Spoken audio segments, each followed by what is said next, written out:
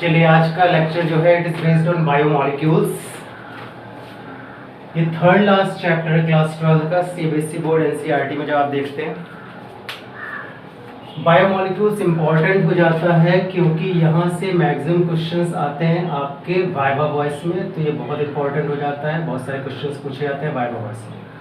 इसका वेटेज हो जाता है 4 to 5 मार्क्स। अगर हम बात करते हैं सीबीएसई के एग्जाम्स की, वहाँ पर क्वेश्चंस आते हैं अराउंड 4 से 5 नंबर के। तो इम्पॉर्टेंट चैप्टर है।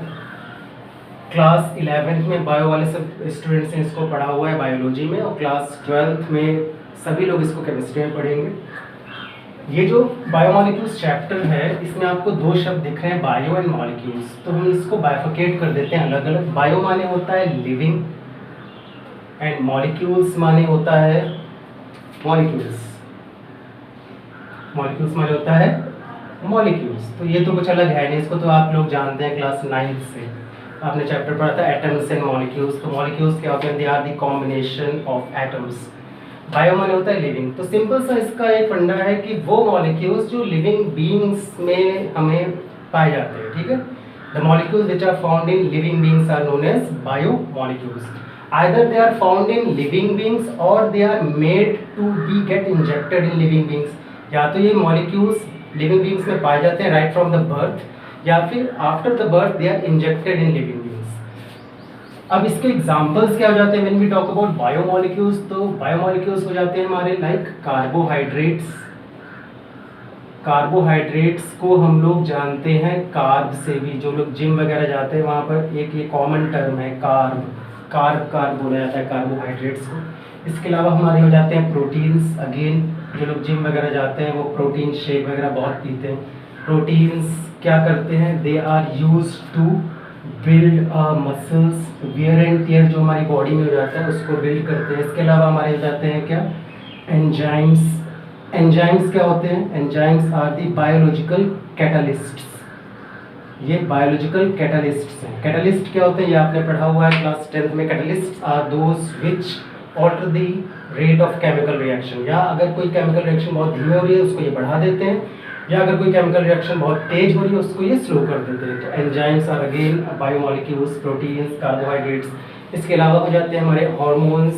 इसके अलावा हमारे हो जाते हैं अमाइनो एसिड्स, लेकिन उसको हम लोग बाद में डिस्कस करेंगे। अगर हम लोग क्लास 12 की बात करें, बोर्ड एग्जाम्स को कंसंट्रेट करके बात करें, तो सबसे इंपॉर्टेंट सेक्शन यहाँ पर दो ही हो जाते हैं हमारे। एक तो होते हैं कार्बोहाइड्रेट्स और दूसरे हो जाते हैं हमारे एंजाइम्स। तो सबसे पहले हम लोग बात करेंगे कार्बोहाइड्रेट्स की। अगर आप लोग अपनी बुक्स में पढ़ेंगे तो वहाँ पर लिखा हुआ है दो डेफिनेशंस। एक पुरानी डेफिनेशन है जो हम लोग एंशिएंट टाइम से फॉलो कर रहे हैं, और एक न्यू डेफिनेशन है। पुराने डेफिनेशंस में कहा जाता था कि कार्बोहाइड्रेट्स वो सभी चीज़ें कार्बोहाइड्रेट्स होती हैं, ठीक है ना। All those are carbohydrates which are sweet in taste. वो कुछ जो मीठा है वो क्या है? पोटैटो। कार्बोहाइड्रेट है। तो all those which are sweet in taste are carbohydrates. लेकिन उसके बाद बहुत सारे ऐसे फूड प्रोडक्ट्स हम लोगों को मिले जो मीठे नहीं थे लेकिन वो कार्बोहाइड्रेट्स थे, तो उसके बाद डेफिनेशन को थोड़ा सा चेंज कर दिया गया। तो sweets and non sweets both are carbohydrate. इसका मतलब ये कतई नहीं है कि नमक कार्बोहाइड्रेट है। मतलब इसका ये है कि कार्बोहाइड्रेट स्वीट्स भी हो सकते हैं और वो नॉन शुगर्स भी हो सकते हैं। तो sugars and non sugars carbohydrates हैं, ठीक है। अब कार्बोहाइड्रेट्स की जब हम लोग बात करते हैं तो सबसे सिंपलेस्ट फॉर्म कार्बोहाइड्रेट का कौन सा है जो हमारी बॉडी के लिए बहुत एसेंशियल है? That is glucose. सबने सुना है ग्लूकोज। जब हम लोग बीमार जाते हैं तो हमारी बॉडी में इंजेक्ट किया जाता है, एक बोतल चढ़ा दी जाती है। डॉक्टर जगदीश एक बोतल चढ़ाते हैं। वो कौन सी बोतल है? ग्लूकोज की। अच्छा, हम आपसे पूछेंगे what is the name of this compound. ये आपके सामने एक हमने मॉलिक्यूलर फॉर्मूला लिख दिया C6H12O6, और हमने आपसे पूछा ये क्या है, तो आप क्या बोलेंगे? ज्यादातर लोग बोलते हैं it is glucose. It is not only glucose, it is glucose, it is fructose and even it is galactose. तो मॉलिक्यूलर फॉर्मूला जो C6H12O6 है ये ग्लूकोज का भी हो सकता है, फ्रक्टोज का भी हो सकता है और गैलेक्टोज का भी हो सकता है। तो हम लोग बात कर रहे हैं सबसे पहले सिंपलेस्ट कार्बोहाइड्रेट की, और हम लोगों ने एक सिंपल सा एग्जांपल इसका लिया है, वो क्या है, ग्लूकोज C6H12O6। बोर्ड में क्वेश्चंस कैसे आते हैं, आपके सामने बोर्ड में क्वेश्चन आ सकता है कि write down the structural formula of glucose. तो हमें पता होना चाहिए इस ग्लूकोज में कितने कार्बन आपको दिख रहे हैं, 6, हाइड्रोजन कितने दिख रहे हैं, 12, ऑक्सीजन कितने दिख रहे हैं, 6। अगर हम इसका स्ट्रक्चरल फॉर्मूला बनाएंगे तो कुछ इस प्रकार से बनाएंगे, 1 2 3 4 5 6 आ रहे हैं। अब देखिए जो ग्लूकोज होता है इसमें जो फंक्शनल ग्रुप प्रेजेंट होता है इसको हम लोग कहते हैं एल्डिहाइड। आपने क्लास 10th में पढ़ा है एल्डिहाइड वे फंक्शनल ग्रुप होते हैं जिनमें कार्बोनिल ग्रुप की प्रेजेंस होती है और कार्बोनिल ग्रुप के कार्बन के साथ हाइड्रोजन बॉन्डेड होता है, this is an aldehyde group. तो जो हमारा ये कार्बन है टर्मिनल, इस पर एल्डिहाइड ग्रुप की प्रेजेंस है। बाकी सभी कार्बन्स पर एक हाइड्रोजन होगा और OH ग्रुप की प्रेजेंस होगी। तो कुछ इस प्रकार से होता है ये OH H OH H H OH H OH and last है CH2OH। अब हमें IUPAC पढ़ी हुई है हमने क्लास 10th में, तो IUPAC के अकॉर्डिंग जो हमारा फंक्शनल ग्रुप स्ट्रॉन्गेस्ट होता है उसकी तरफ से नंबरिंग करते हैं। इस कंपाउंड को अगर हम लोग देखें तो इसमें एक तो है CHO एल्डिहाइड ग्रुप और बाकी हैं हमारे अल्कोहल ग्रुप्स जो कि हर कार्बन पर मौजूद है। अल्कोहल्स और एल्डिहाइड में जो स्ट्रॉन्ग फंक्शनल ग्रुप है वो होता है एल्डिहाइड, तो नंबरिंग होगी एल्डिहाइड की तरफ से।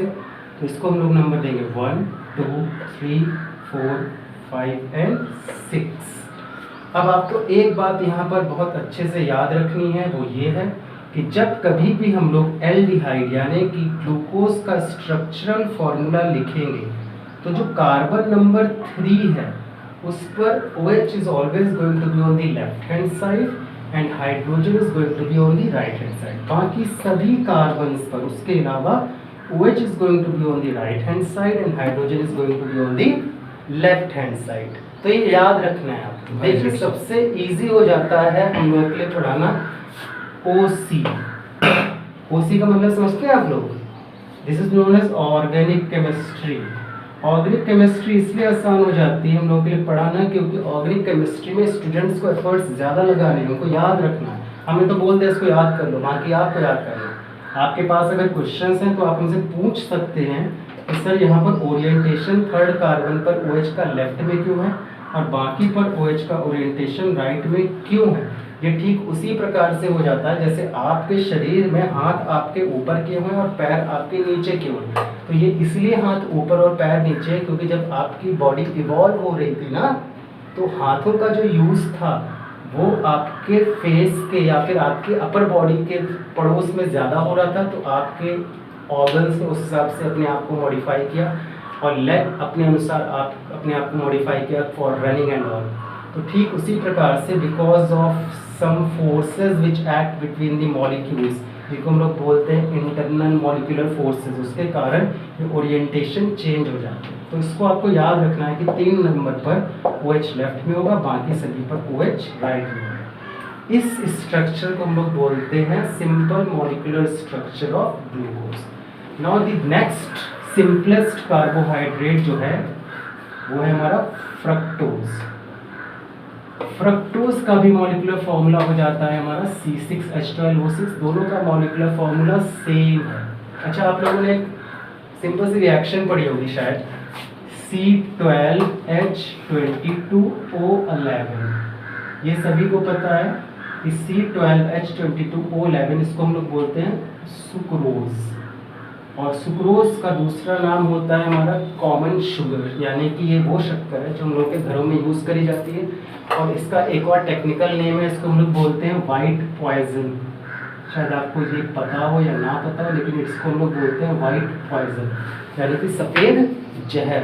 तो हम लोग जो शक्कर घर में खा रहे हैं ना चाय में डाल डाल के, वो क्या है रेड्डी जी, वाइट पॉइजन है, वो जहर है। तो इसको हमें नहीं खाना होता है, मना होती है हम लोगों को। जब कभी भी हम लोग शक्कर खाते हैं हमारी बॉडी में जाती है, एसेंशियल आइटम है, एसेंशियल आइटम है, not essential item, not at all. Covid lockdown not at all, jaggery is essential item, jaggery. अच्छा ऐसा क्यों होता है कि केन शुगर से हमको सुक्रोज मिल रही है शक्कर, और केन शुगर से हमको जैगरी मिल रही है गुड़, लेकिन jaggery can be eaten when you have diabetes and sucrose can not be eaten when you have diabetes. It is because of adulteration of food materials. Adulteration माने जब हम लोग किसी भी फूड मटेरियल की प्रॉपर्टीज को चेंज कर देते हैं। तो हमने क्या किया, शक्कर जो गन्ना है इट इज़ वेरी गुड, गन्ने के बड़े अच्छे अच्छे दे हैव बेनिफिट्स। आपको जुकाम हो, कभी गन्ने को गर्म करके खाइएगा तो आपका जुकाम चला जाएगा। आप मुंह में ले लीजिए गन्ना, आपका जुकाम चला जाएगा। ठीक है, समझ में आ रही है आपको बात? तो गन्ना बहुत अच्छा है, लेकिन sucrose is not good for health, jaggery is very good for health. आपने शक्कर खाई, आपके बॉडी में 70% क्या है? वाटर है आपकी बॉडी में। वाटर ने सुक्रोज की क्या करी? हाइड्रोलिसिस करी।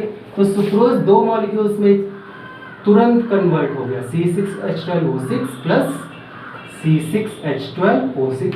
अब देखने में दोनों सेम लग रहे हैं, लेकिन दोनों अलग अलग हैं। आपको एक मॉलिक्यूल मिलता है ग्लूकोज का और एक मॉलिक्यूल मिलता है फ्रक्टोज का after hydrolysis of sucrose. Glucose आपको इंस्टेंट एनर्जी प्रोवाइड करती है। सभी को पता हो, गांव वगैरह में शरबत बहुत पीते हैं लोग, शरबत पीने से एनर्जी आती है, मीठा खाते हैं।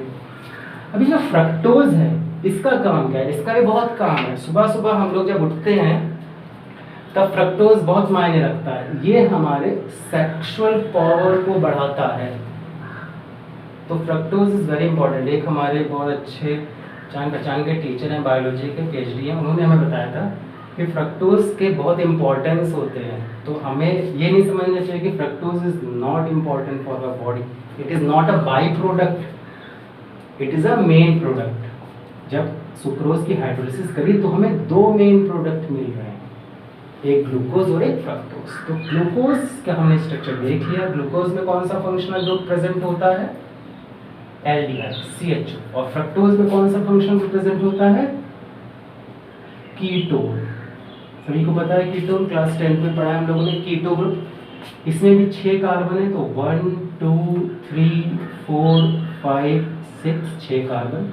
अब देखिए कीटो ग्रुप होता है जो वो टर्मिनल कार्बन पर प्रेजेंट नहीं हो सकता, तो हम इसको 2 नंबर कार्बन पर दिखा रहे हैं, दिस इज कीटो ग्रुप। और बाकी कार्बन पर आप H और OH ग्रुप की प्रेजेंस दिखाएंगे। तो this is going to be like the way we wrote the structure of aldehyde. ठीक उसी प्रकार से इसका भी स्ट्रक्चर बनेगा। जैसे एल्डिहाइड में हमने कार्बन नंबर 3 पर OH लेफ्ट में शो किया था, सिमिलरली फ्रक्टोज ने कार्बन नंबर 3 पर OH को लेफ्ट हैंड साइड में शो कर दिया। ये हमारा फ्रक्टोज का स्ट्रक्चर है और ये हमारा ग्लूकोज का स्ट्रक्चर है। अगर आप कार्बन नंबर 2 के बाद 3 से देखें तो दोनों स्ट्रक्चर सेम है, कोई डिफरेंस नहीं है, 3 4 5 6। लेकिन अगर हम बात करें पहले 2 कार्बन एटम्स की, तो यहाँ पर स्ट्रक्चर में आपको चेंजेस दिख रहे हैं। इसलिए दिख रहे हैं क्योंकि ग्लूकोज में फंक्शनल ग्रुप होता है एल्डिहाइड, जो कि टर्मिनल कार्बन पर ही प्रेजेंट हो सकता है, और फ्रक्टोज में कीटो होता है जो टर्मिनल कार्बन पर नहीं प्रेजेंट हो सकता, इसलिए वो कार्बन नंबर 2 पर प्रेजेंट है। तो this is the structure of glucose and fructose. अब इसके बाद हमारा आ जाता है कि how do we write the Fischer projection of glucose. Class 12 में बहुत बार पूछा गया है ये कि how do we write the Fischer projection. तो ग्लूकोज का आपको हम समझाएंगे, फ्रक्टोज का आप स्ट्रक्चर खुद लिखेंगे। ठीक है, बहुत इजी है। ठीक है, it's very easy, it's just like a cup of T. देखिए समझिए इसको। आपने कितने कार्बन लिखने हैं ग्लूकोज में? 6। तो 1 2 3 4 5 6। पहले कार्बन पर कौन सा फंक्शनल ग्रुप मौजूद है ग्लूकोज में? ग्लूकोज की बात हम करें तो एल्डिहाइड CHO। बाकी सभी कार्बन पर एक एक OH है। तीसरे नंबर कार्बन पर OH है लेफ्ट हैंड साइड। तो हम इसको ऐसे मेंशन करते जा रहे हैं। तो ये हो गया हमारा ग्लूकोज।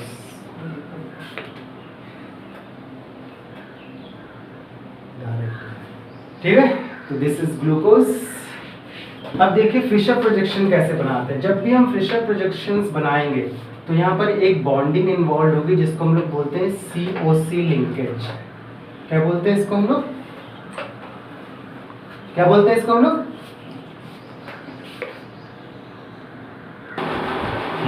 हाँ, तो क्या कर रहे थे हम लोग करने जा रहे हैं फिशर प्रोजेक्शन ग्लूकोज का, ठीक है। ये कौन सा फंक्शनल ग्रुप है बताओ? एल्डिहाइड है ये। जब भी हम लोग फिशर प्रोजेक्शन की बात करेंगे, चाहे वो ग्लूकोज हो चाहे वो फ्रक्टोज हो, तो आपको करना क्या है, जो कार्बोनिल कार्बन है, कार्बोनिल कार्बन कौन सा होता है? कार्बोनिल कार्बन वो कार्बन होता है जिसके साथ ऑक्सीजन डबल बॉन्डेड होता है। तो कार्बोनिल कार्बन के साथ आपको 5th कार्बन के एटम के साथ बॉन्डिंग दिखानी है। इसको समझिएगा आप लोग, अगर ग्लूकोज में समझ गए तो फ्रक्टोज में भी समझ जाएंगे। कार्बन और ऑक्सीजन में कौन ज़्यादा इलेक्ट्रोनेगेटिव होता है? ऑक्सीजन। तो ऑक्सीजन पर आ गया नेगेटिव चार्ज, कार्बन पर आ गया पॉजिटिव चार्ज। अगर हम 5th कार्बन पर बात करें ऑक्सीजन और हाइड्रोजन के बीच में, तो दोनों में कौन ज़्यादा इलेक्ट्रोनेगेटिव है? ऑक्सीजन। तो ऑक्सीजन नेगेटिव हो गया, कार्बन हाइड्रोजन पॉजिटिव हो गया। अब ये हाइड्रोजन कहाँ पर अटैक करेगा जाकर के? ऑक्सीजन पर, जो कि नेगेटिव है, और ये ऑक्सीजन नेगेटिव किसके साथ बॉन्ड बनाएगा? Carbon positive. तो उसको समझिएगा, ये कार्बन आप देख रहे हैं, ये कार्बन इस पर हाइड्रोजन जुड़ा हुआ है। इस कार्बन पॉजिटिव ने किसके साथ बॉन्ड बनाया? ऑक्सीजन नेगेटिव के साथ।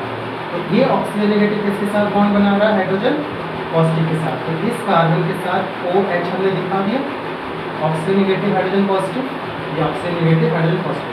इसको हमने बस पोजीशन चेंज कर दी है, राइट में हमने इसको घुमा के लेफ्ट में। हम लोग अपने हिसाब से पोजीशन को चेंज कर सकते हैं। ये ठीक उसी प्रकार से है जैसे आप आगे चल करके अपने हिसाब से पोजीशंस बदला करेंगे राठी जी, वैसे ही होता है ये। Very good. तो इसको हमने पोजीशन को चेंज कर दिया। अब आते हैं हम सेकंड कार्बन पर। ये कार्बन है, राइट साइड में OH, लेफ्ट साइड में H, फिर यहाँ पर COH, H, C, राइट में OH, लेफ्ट में H। अब देखिए ये जो कार्बन है 5th नंबर वाला, इस पर आपने हाइड्रोजन दिखाया, ऑक्सीजन नेगेटिव जो इसके साथ ऑक्सीजन जुड़ा हुआ है वो किसके साथ बॉन्ड बना रहा है? कार्बन पॉजिटिव के साथ। इसके साथ इस बॉन्ड को हम लोग कुछ इस प्रकार से दिखा रहे हैं, COC आपको दिख रहा है, CO and C। इस लिंकेज को, COC लिंकेज को हम लोग बोलते हैं ग्लाइकोसिडिक लिंकेज। क्या बोलते हैं? Glycosidic linkage. ये बड़ा आसान सा शब्द है, आपको याद हो जाएगा, ठीक है ना? ग्लाइकोसिडिक लिंकेज, ये हिंदी के गाली की तरह है। ग्लाइकोसिडिक समझ आ रही बात? हाँ, अब याद रहेगा। ये ग्लाइकोसिडिक लिंकेज है। कौन से कार्बन के बीच में हुआ? ये carbon number 1 and carbon number 5। तो ये हमारा क्या है? कौन सा प्रोजेक्शन है? अगर हम फ्रक्टोज की बात करेंगे तो फ्रक्टोज में कार्बोनिल ग्रुप कौन से कार्बन पर मौजूद था? कार्बन नंबर 2 पर। कौन से कार्बन पर मौजूद था? कार्बन नंबर 2 पर। तो यहाँ पर कार्बन नंबर 2 और कार्बन नंबर 5 के बीच में आएगा ग्लाइकोसिडिक लिंकेज, ठीक है? इसको प्रैक्टिस करिएगा। मिलते हैं कल। आज का